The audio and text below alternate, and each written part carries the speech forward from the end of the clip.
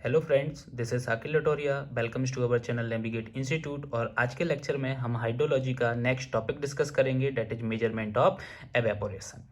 जैसा कि आप लोगों को सबको पता है कि कोरोना वायरस की वजह से लॉकडाउन है, इसलिए हम कंप्लीट बोर्ड पर लेक्चर रिकॉर्ड नहीं कर पा रहे हैं। तो आगे भी आपको इसी टाइप से कॉपी पर लेक्चर्स मिलेंगे। तो स्टार्ट करने से पहले हम प्रीवियस लेक्चर का थोड़ा सा डिस्कस कर लेते हैं, क्योंकि आपकी जो क्लासेस हैं बहुत ज़्यादा डिसकंटिन्यू हो चुकी हैं लॉकडाउन की वजह से। तो प्रीवियस क्लास में हमने एब्स्ट्रैक्शंस फ्रॉम प्रेसिपिटेशन पढ़ा था, जिसमें हमने वेरियस टाइप के एब्स्ट्रैक्शंस पढ़े थे और वहाँ पे हमने एवेपोरेशन को पढ़ा था।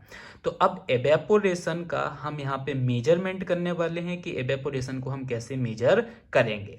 तो सबसे पहले आपको ये पता होना चाहिए कि एवेपोरेशन का एस्टिमेशन या मेजरमेंट मुझे करना क्यों है। तो किसी भी जो आपका हाइड्रोलॉजिकल प्रॉब्लम होती है, क्या जो आपकी हाइड्रोलॉजिकल प्रॉब्लम होती है उसमें बहुत ज़्यादा इंपॉर्टेंट हो जाता है, इंपॉर्टेंस हो जाती है मेजरमेंट की।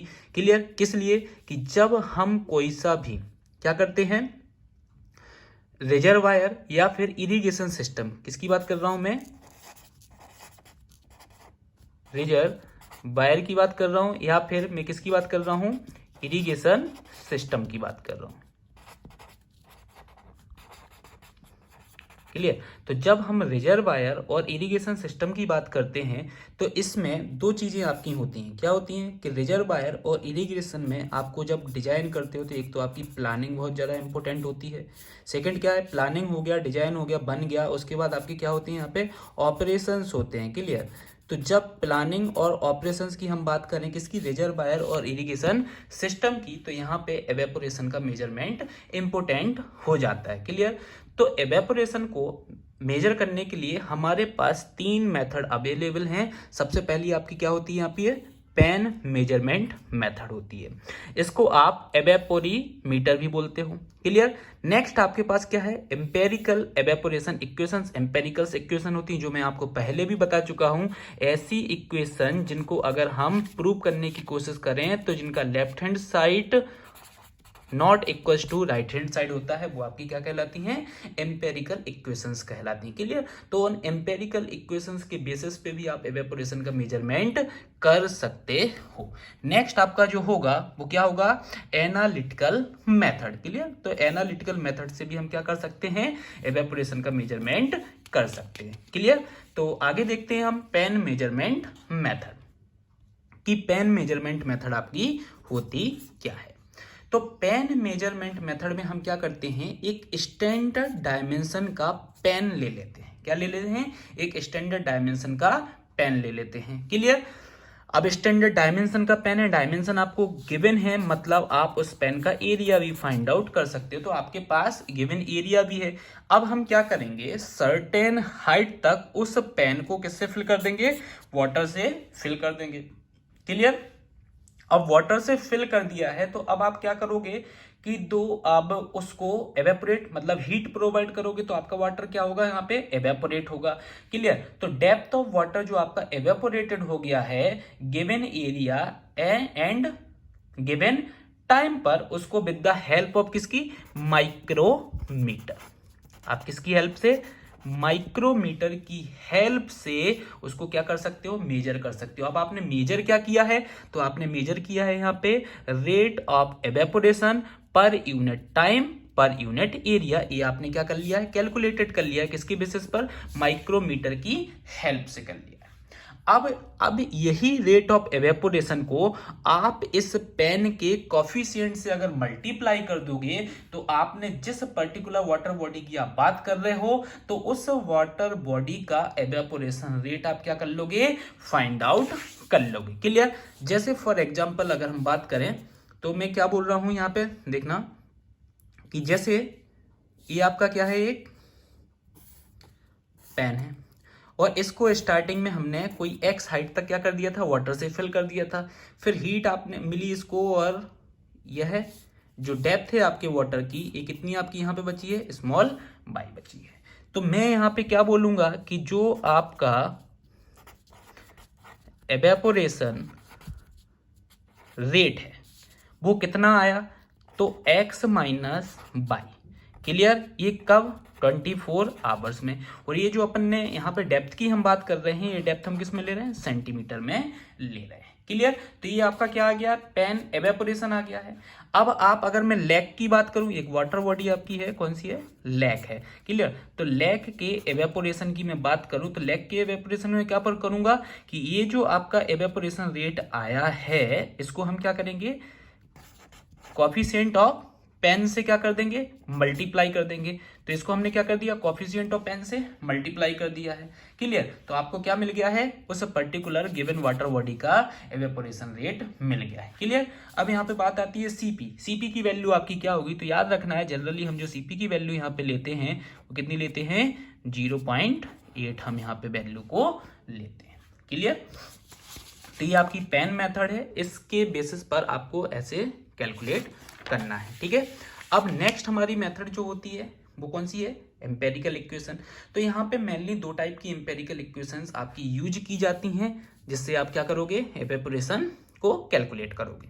ठीक है। तो आपके एग्जाम में ये क्वेश्चन आया है कि कौन सी एम्पेरिकल इक्वेशन से हम एवेपोरेशन को मेजर करते हैं। तो सबसे पहली जो मोस्ट इंपोर्टेंट है जो आपके एग्जाम में बार बार पूछी गई है, डेट इज मेयर्स फॉर्मूला, और सेकंड आपका जो होता है रॉबर्ट्स फॉर्मूला होता है। क्लियर। तो मेयर्स फॉर्मूला डायरेक्टली हम देखते हैं, यहाँ पे क्या लिखा है, evaporation rate equals to Km into bracket के अंदर ES minus EA then into bracket start 1 plus VN/16 और ब्रैकेट यहाँ पे क्लोज। तो ये आप फॉर्मूला देख रहे हो। तो यहाँ पे E क्या है, आपका एवेपोरेशन है, और इस एवेपोरेशन को आप mm पर डे में कैलकुलेट करना है। किस में करना है, mm पर डे में आपको कैलकुलेट करना है। ES आपको पता है क्या होता है, हम पहले पढ़ चुके हैं। एक और चीज आपको याद रखना है, जो एम्पेरिकल इक्वेशंस हैं ये किस पर बेस्ड है, आपने जो डाल्टन लॉ पढ़ा था प्रीवियस लेक्चर में। क्लियर। तो ये डाल्टन लॉ पर बेस्ड है। ठीक है। तो जिन्होंने प्रीवियस वीडियो को नहीं देखा है, एब्स्ट्रैक्शंस फ्रॉम प्रेसिपिटेशन, वो एक बार प्लेलिस्ट में जाके चेक करें कि डाल्टन लॉ क्या होता है, वहां पे हम समझ चुके हैं इसको। नेक्स्ट ES आपका क्या है, सैचुरेशन वेपर प्रेशर होता है। इसको भी मैंने एक्सप्लेन किया है कि सैचुरेशन वेपर प्रेशर आपका क्या कहलाता है। EA आपका क्या कहलाता है, एक्चुअल वेपर प्रेशर कहलाता है। क्लियर। तो ES की वैल्यू भी आ जाएगी, EA की वैल्यू आ जाएगी। यहाँ पे मोस्ट इंपोर्टेंट टर्म आपका VN जो लिखा हुआ है, तो V यहाँ पे डिनोट करता है monthly mean wind velocity. Clear. ये क्या बता रहा है, यहाँ पे विंड वेलोसिटी को रिप्रेजेंट कर रहा है, जिसकी आपको जो वैल्यू मिलेगी वो किस में मिलेगी, किलोमीटर पर आवर में मिलेगी। क्लियर। अब यहाँ पे जो Km है डेट इज द कोफिशिएंट, ये मेयर्स कोफिशिएंट होता है। अब Km की वैल्यू कैसे, तो अगर आप लार्ज वाटर बॉडी या फिर डीप वाटर बॉडी की बात करो तो Km की वैल्यू आपकी 0.36 हो जाती है। Small and shallow water body की हम बात करें तो यहाँ पे आपकी जो वैल्यू होगी Km की वो कितनी हो जाएगी, 0.50 हो जाएगी। नेक्स्ट हम रॉबर्ट्स फॉर्मूला की बात करें तो रॉबर्ट्स फॉर्मूला यहाँ पे क्या होता है आपका, E मतलब एवेपोरेशन की बात कर रहे हैं, ये भी आपका mm पर डे में रहेगा। यहाँ पे क्या रहेगा, 0.771 bracket start 1.465 minus 0.000732 PA bracket closed end फिर अगेन ब्रैकेट स्टार्ट 0.44 प्लस 0.0733 भी सफिक्स 0.6 और फिर से ब्रैकेट में आपका यहाँ पे है ES माइनस EA।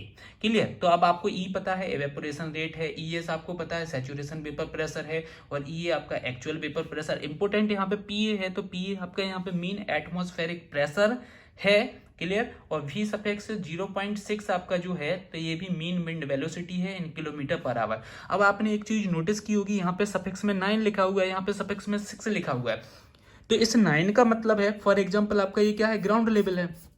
ये क्या है आपका, ग्राउंड लेवल। तो ये जो मीन विंड वेलोसिटी आप कंसीडर करोगे यह है ग्राउंड लेवल के ऊपर कितना, 9 मीटर ऊपर से आप कंसीडर करना चालू करोगे। ऐसे यहाँ पे जो आप विंड वेलोसिटी यहाँ पे लेने वाले हो ग्राउंड लेवल से 0.6 मीटर एवब आप यहाँ पे कंसीडर करोगे। तो ये दो आपके इंपोर्टेंट एम्पेरिकल फॉर्मूला हैं जो आपके यूज होते हैं एवेपोरेशन को कैलकुलेट करने के लिए। नेक्स्ट आपका यहाँ पे मोस्ट इंपोर्टेंट टर्म आती है, थर्ड मेथड आती है एनालिटिकल मेथड। अब एनालिटिकल मेथड में जो पहली मेथड आपकी होती है वो क्या होती है, स्टोरेज इक्वेशंस यहाँ पे होती है। अब स्टोरेज इक्वेशंस मतलब आपको समझ में आ गया होगा। स्टार्टिंग के लेक्चर्स में हमने डिस्कस किया था, that is water budget equation. तो स्टोरेज इक्वेशन को हम वाटर बजट इक्वेशन बोलते हैं। और ये वाटर बजट इक्वेशन जो होती है वो किस पर बेस्ड होती है, आपकी कंटिन्यूटी इक्वेशन पर बेस्ड होती है। और कंटिन्यूटी इक्वेशन पर बेस्ड होती है। और स्टार्टिंग में हमने क्या पढ़ा था कि जितना भी हमारे कैचमेंट में इनफ्लो होता है, अगर मैं उसमें से आउटफ्लो को माइनस कर दूं तो वो हमारा चेंज इन स्टोरेज कहलाता है। तो इसके बेसिस पे आप यहाँ पे इवेपोरेशन रेट को कैलकुलेट कर सकते हो। नेक्स्ट आपका यहाँ पे आता है एनर्जी बैलेंस मेथड। अब एनर्जी बैलेंस मेथड जो होता है वो किस पर बेस्ड है, principle of conservation of energy पर बेस्ड है। तो यहाँ पे आप कैसे कैलकुलेट करोगे, तो हम यहाँ पे टोटल इनकमिंग एनर्जी की बात करते हैं। तो टोटल इनकमिंग एनर्जी आपकी क्या होगी यहाँ पे, कि जो हमारी टोटल आउटगोइंग एनर्जी है, हमारी वाटर बॉडी में कितनी एनर्जी स्टोर्ड हो गई है और एवेपोरेशन के टाइम पे कितनी एनर्जी यूज्ड हुई है। अगर इन सारी एनर्जी को हम ऐड कर दें तो ये किसके बराबर होगी, टोटल इनकमिंग एनर्जी के बराबर होगी। क्लियर। और डिटेल में हम बात करें तो टोटल नेट इनकमिंग एनर्जी आपकी क्या कहलाती है, H A plus H G plus H I. जो आपकी ये तीन एनर्जी दी गई है, that is outgoing energy, energy stored और जो आपकी एनर्जी यूज्ड हुई है। अब एच ए क्या कहलाता है, sensible heat lost to air. जो हीट आपकी एयर में लॉस्ट हो जाती है। एच जी क्या होती है, ग्राउंड लेवल पर जो आपकी एनर्जी क्या होती है, लॉस्ट होती है। और एच आई क्या होती है कि जब आपका वाटर फ्लो होता है तो वाटर फ्लो के टाइम पे जो हीट आपकी कंडक्टेड होती है वो आपकी एच आई होती है। तो ये सारी की सारी क्या है, आउट गोइंग्स आपकी एनर्जी है। क्लियर। तो ये एनर्जी हो गई। अब नेक्स्ट आपका क्या है यहाँ पे, मास ट्रांसफर मेथड।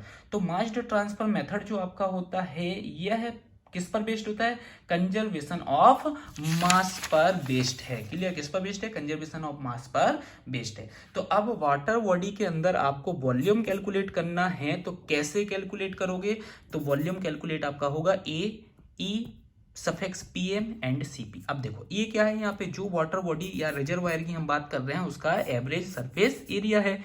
सीपी क्या है, आपका पैन कॉफिशिएंट है। और ईपीएम क्या है, जो आपने पैन एवेपोरेशन। तो जो आपने एवेपोरीमीटर स्टार्टिंग में मेथड यूज की थी पैन मेजरमेंट, उसी की बेसिस पर आपने वॉल्यूम ऑफ वाटर को कैलकुलेट किया है। तो ये हमने जो अभी मेथड्स को डिस्कस किया है यह एवेपोरेशन को मेजर करने वाली आपकी मेथड है। नेक्स्ट लेक्चर में हम नेक्स्ट टॉपिक पढ़ेंगे। क्लियर। वहां पे हम बात करेंगे कि आप एवेपोरेशन को कैसे रिड्यूस कर सकते हो। Thank you.